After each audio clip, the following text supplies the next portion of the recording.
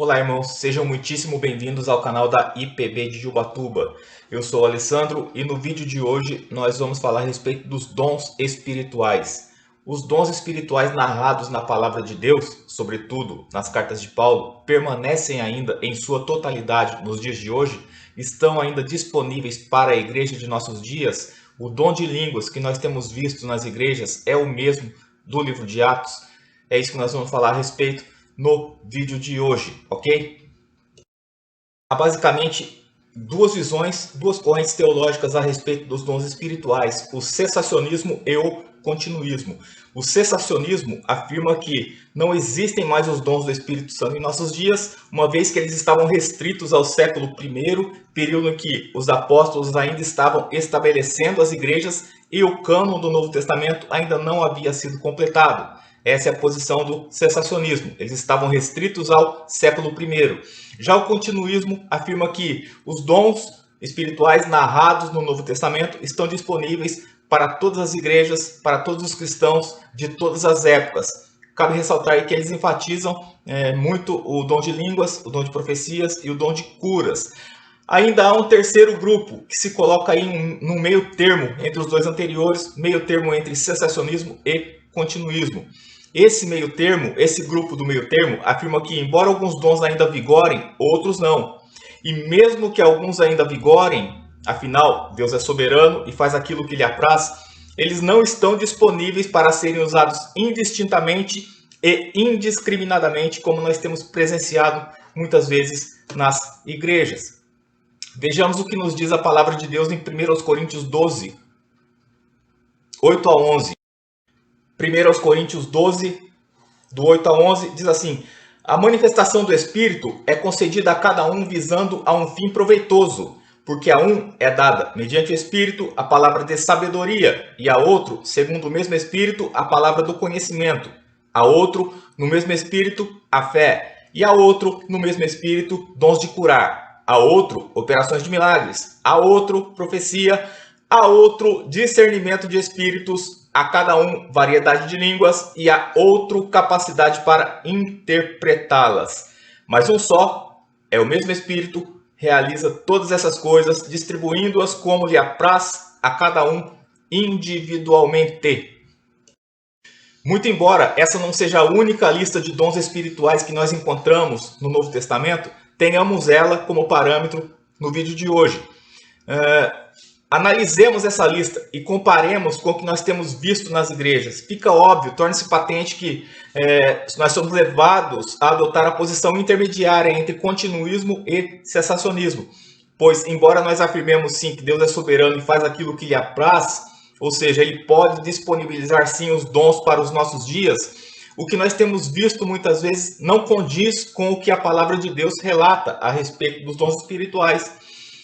Embora alguns desses dons realmente sejam plenamente visíveis e operantes em nossos dias, outros estão em descrédito total devido ao seu suposto uso e real abuso ao longo da história. Alguns exemplos de dons visíveis e operantes: palavra de sabedoria, palavra de conhecimento, fé. Muito embora haja posições díspares a respeito do que significa cada um desses dons, é notório que eles estão visíveis e operantes em nossos dias.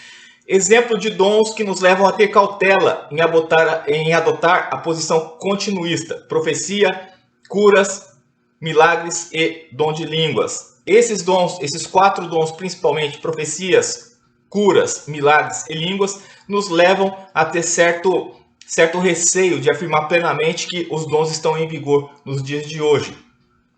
Ok? Vamos começar falando então a respeito do dom de línguas.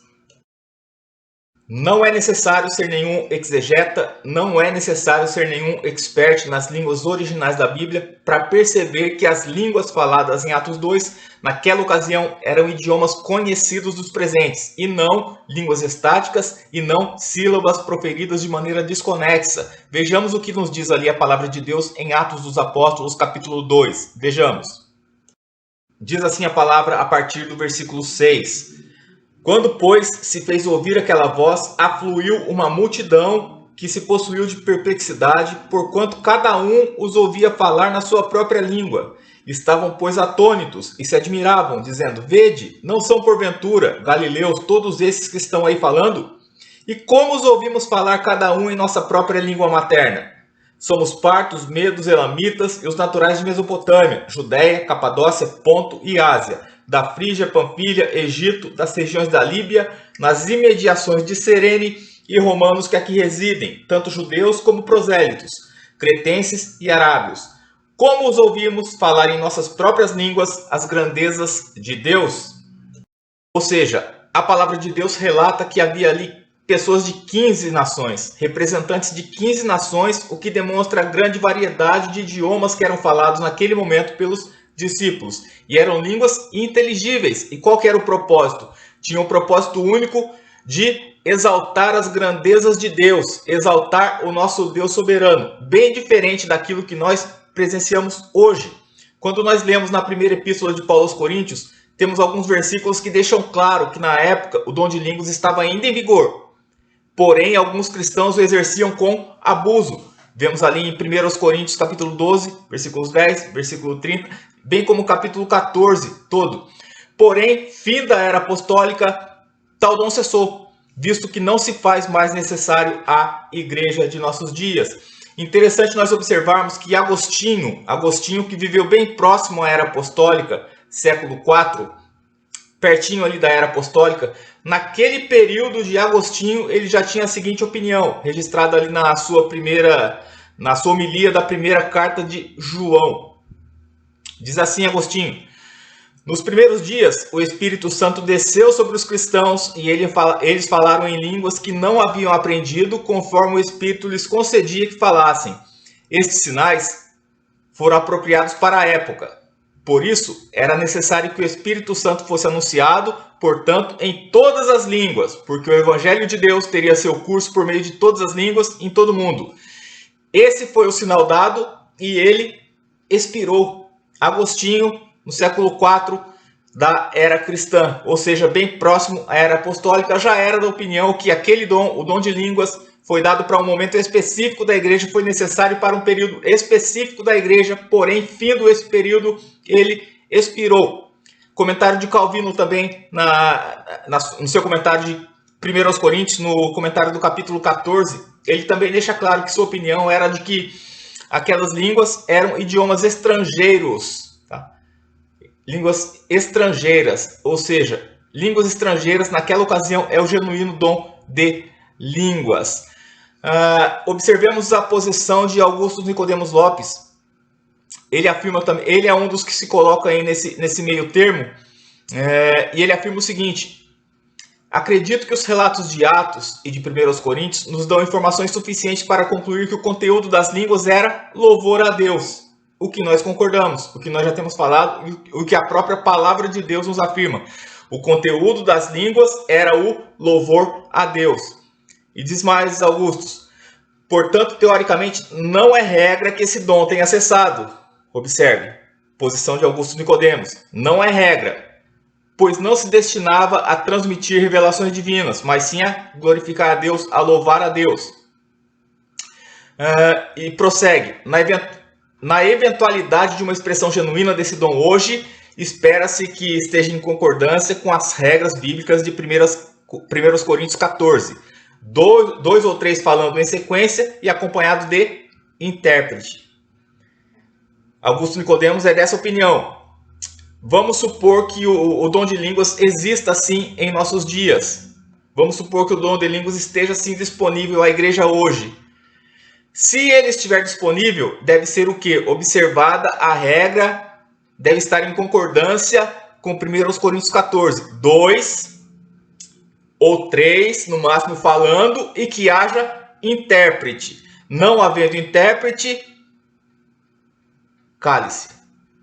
Fale-se com si mesmo, fale você mesmo com Deus. Não precisa falar para a igreja. Essa é a regra de 1 Coríntios. Não havendo intérprete, silêncio. Porém, normalmente não é isso que vemos nas igrejas, 2 ou 3 falando. O que normalmente se presencia são várias pessoas falando ao mesmo tempo, causando aquela confusão, causando aquela balbúrdia, e muitas vezes que se entra um incrédulo, como diz Paulo em 1 Coríntios também, Se entra um incrédulo ali e está todo mundo falando em línguas, como é que o incrédulo vai falar amém ao fim da oração se ele não entendeu nada? Ou seja, as línguas que nós temos visto hoje, nada tem de condizente com as línguas registradas em Atos capítulo 2. Porém, nós continuamos, sim, questionando a legitimidade dessas manifestações, mas estamos abertos a manifestações, expressões autênticas desse dom, tal como Augusto Nicodemos. Como nós afirmamos, Deus é soberano, faz o que lhe apraz, quando quer, como quer, onde quer. Porém, se ele vai dar esse dom para alguém, se ele dá esse dom para alguém, vai ser dado, vai ser concedido à luz daquilo que está registrado na palavra de Deus. Não são meras sílabas desconexas, repetidas e repetidas. A cada culto, as mesmas sílabas faladas que não edificam ninguém, não edificam tampouco aquele que as profere. E também não são línguas estáticas, línguas que deixam a pessoa em êxtase, fora de si, e ela sai falando em uma língua que ela não conhece. Não são essas as línguas de Atos dos Apóstolos. As línguas de Atos dos Apóstolos eram idiomas conhecidos das nações da época, das nações representadas em Atos capítulo 2, ok? Esse é o verdadeiro dom de línguas, ok? Convém aqui fazer um breve parêntese a respeito da língua dos anjos. Alguns pentecostais afirmam que as línguas faladas hoje são as línguas dos anjos e para isso eles tomam como base 1 Coríntios capítulo 13, na qual o apóstolo Paulo fala, ainda que eu falasse a língua dos homens e dos anjos. Ele cita ali a língua dos anjos, porém nada tem a ver com as línguas descritas em Atos, não tem relação nenhuma uma coisa com a outra. Ou seja, as línguas faladas hoje não tem nada a ver com a língua dos anjos. Até porque se nós observarmos a palavra de Deus, todos os acontecimentos, todos os relatos em que os anjos apareceram para falar com os homens, eles falavam a língua dos homens, falavam o idioma das pessoas com quem eles estavam falando, ok? Não são línguas dos anjos. As línguas de hoje não são línguas dos anjos. Paulo, quando fala, ainda que eu falasse a língua dos homens e dos anjos, ele emprega uma hipérbole como emprega em todo o capítulo. Por exemplo, ele cita, ainda que eu fale as línguas dos homens e dos anjos, ainda que eu tenha o dom de profetizar e conheça todos os mistérios e toda a ciência, é uma hipérbole.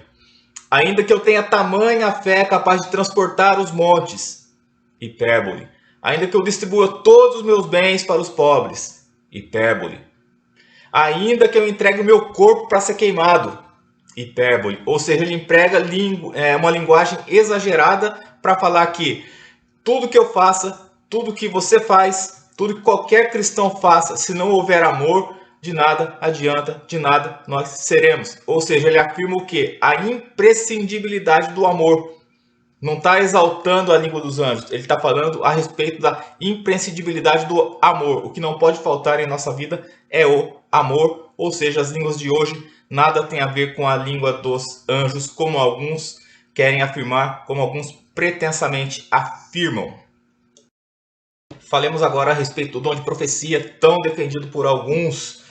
Nós vemos no Novo Testamento repetidas vezes a menção ao termo profecia, ao dom de profecia. Isso leva muitos à conclusão de que esse dom, o dom da profecia, se encontra disponível para nós ainda em nossos dias, que esse dom perdura exatamente à maneira veterotestamentária, à maneira do Antigo Testamento, como um anúncio de eventos futuros. Isso leva multidões a recorrerem aos profetas da atualidade, pulam de igreja em igreja atrás de profecias para os guiarem até mesmo nos eventos mais corriqueiros do seu cotidiano. Trata-se, portanto, de uma recusa a consultar a vontade de Deus, expressa em sua palavra, o que leva a massa, o que leva muitas pessoas acometidas de comichão nos ouvidos, como diz a palavra, a querer ouvir palavras e conselhos que ratifiquem a sua vontade previamente estabelecida, em detrimento da vontade de Deus. Ou seja, a pessoa assenta uma intenção no coração, a pessoa assenta um intento e ela sai buscando profecia para ratificar aquilo que ela sente. O tão famoso sentir de Deus, né, que nós temos visto tanto hoje em dia, e em todas as épocas. A pessoa sai à busca de profecias que ratifiquem aquilo que ela já quer executar. Ela não está preocupada simplesmente em consultar a vontade de Deus, ela não está preocupada em consultar a palavra de Deus, ela quer ouvir um profeta que diga aquilo que ela quer ouvir, ou seja, comichão nos ouvidos, como diz a palavra de Deus.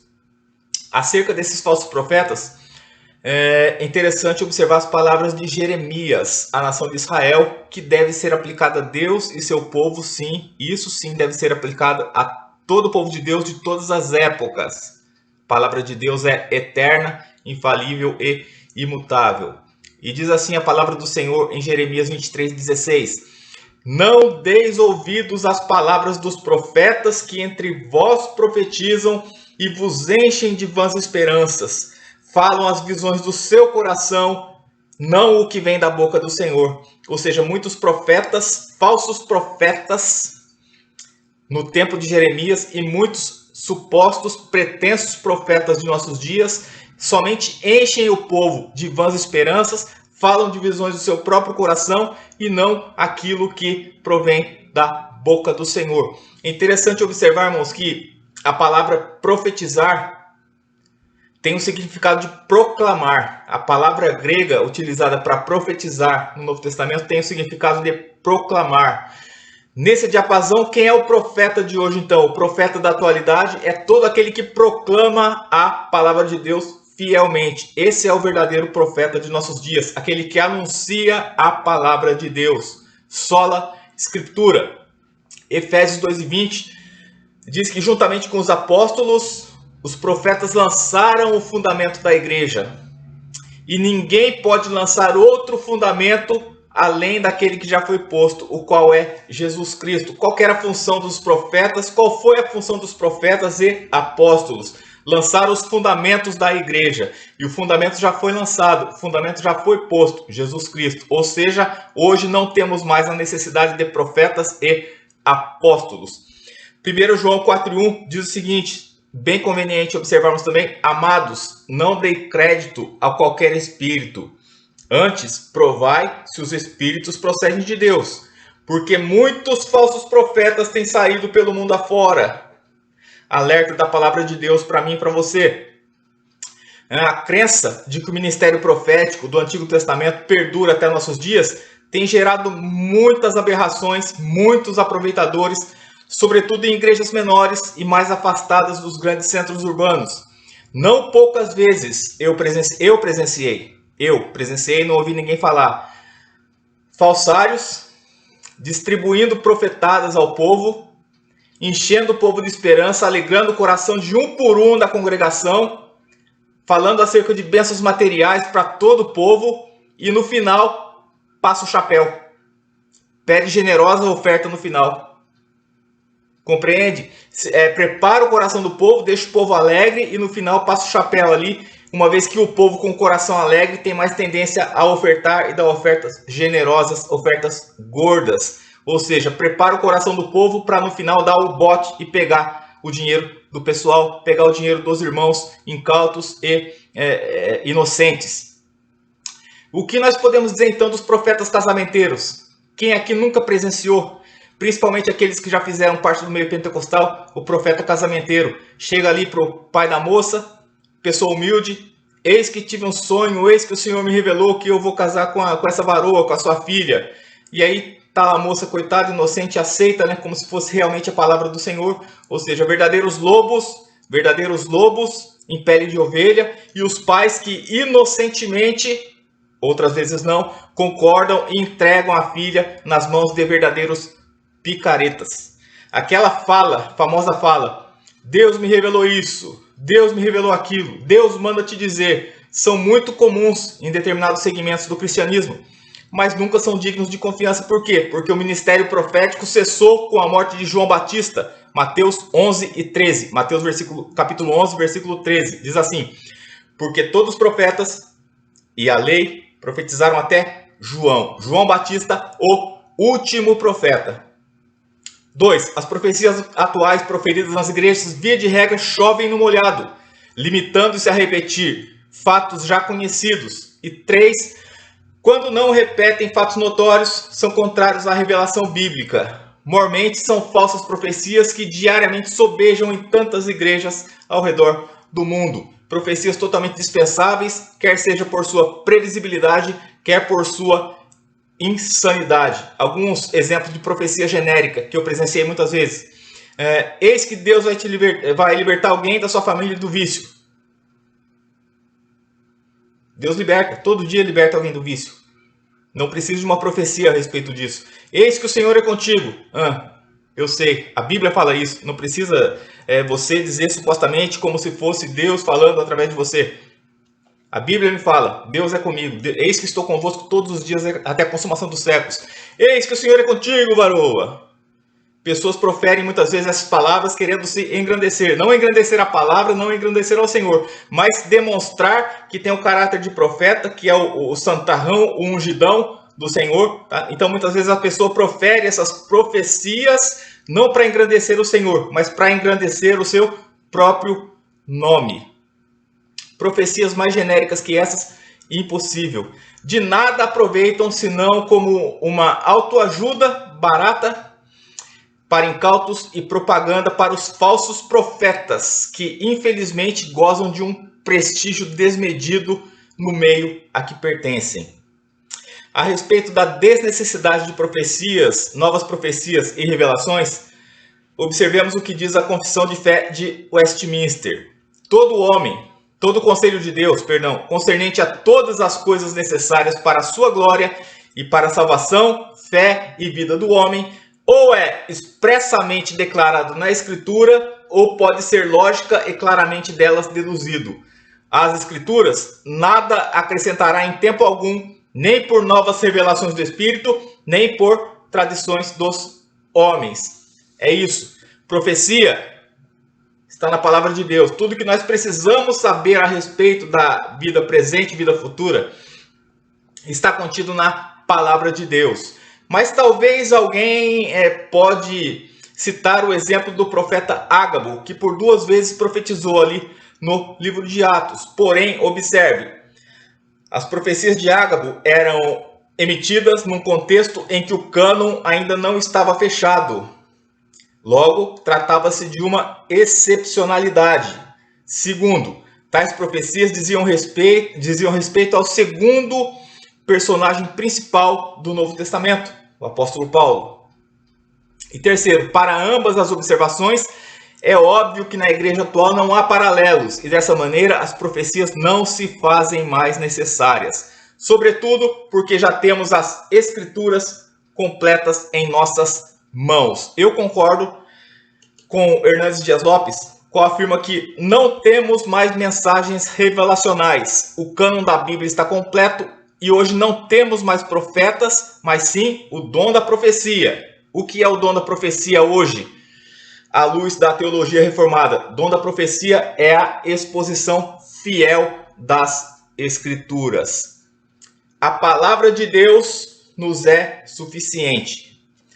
Se nós não precisamos de novas profecias, que dirá de novas profetadas? Se nós não precisamos mais de novas profecias, por que precisaríamos de falsos profetas? Não precisamos de falsos profetas em nosso meio. Por fim, falemos a respeito dos dons de curas e milagres. Veja bem, cabe deixar claro que nós acreditamos que Deus é poderoso, soberano sobre todas as coisas, e se Ele quiser curar alguém hoje, Ele cura. Nesse sentido, nós cremos na cura, sim. Cura divina, cremos, acreditamos na real, na genuína cura divina. Assim como nós acreditamos que Deus ainda hoje opera milagres. Deus ainda hoje faz milagres na vida do seu povo, ou até mesmo na vida de uma nação. Nós acreditamos, sim, nesse sentido, nas curas e nos milagres provenientes do nosso Deus soberano, todo-poderoso nos céus e na terra. Cremos, acreditamos em milagres. O que nós não acreditamos, no que nós não cremos, é nos picaretas que hoje supostamente são usados por Deus para curar, são supostamente usados por Deus para executar milagres. Nesses picaretas nós não acreditamos. Muitos desses charlatães até mesmo marcam hora para Deus agir. Hoje, grande culto de cura. Hoje, grande culto de milagres. Vem aqui receber a tua bênção. Venha receber o teu milagre. É hoje, às 19 horas. Ou seja, estão marcando hora para Deus agir. Porém, Deus age a hora que Ele quer, quando Ele quer, como quiser. Não precisa, Deus não é mero marionete que é manipulado por homens, como muitos desses homens, muitos desses charlatães, muitos desses picaretas, eles acreditam que podem manipular Deus e Deus tem que lhes atender à maneira, na hora que eles quiserem. Nesses charlatães nós não cremos, nesses picaretas nós não cremos, não acreditamos nesses falsos milagres, nessas falsas curas que nós temos presenciado tanto. Joga no YouTube falsas curas, falsos milagres, que com certeza você vai ver alguns desses picaretas que nós temos nos referido aqui nesse momento. Ou seja, nós cremos sim que Deus é soberano, poderoso, maravilhoso, e Ele pode operar um milagre na sua vida, na minha vida, na vida de quem Ele bem entender. Nós cremos sim que Ele pode curar alguém de uma enfermidade, nós cremos. Porém, o que nós não cremos é em pessoas que pretensamente se dizem, afirmam serem usadas por Deus e usam os milagres e as curas para fazerem propaganda de si mesmo. Quem nunca viu na fachada de uma igreja a propaganda lá do cidadão, tem uma foto lá de 5 metros de altura do cidadão, suposto operador de milagres, suposto operador de curas. Ou seja, os homens querem aparecer mais que Jesus, os homens querem aparecer mais que Deus e querem levar o mérito, levar o crédito, como se eles fossem realmente um ser, uma criatura divina. Mera criatura querendo tomar o lugar do Criador. Quem opera milagre é Deus. Quem opera a cura é Deus. Não acreditamos nos picaretas de hoje que muitas vezes afirmam que são usados por Deus para executar cura e milagre. E outra, milagre não é algo banal. Milagre é algo extraordinário, é algo que foge às leis da natureza.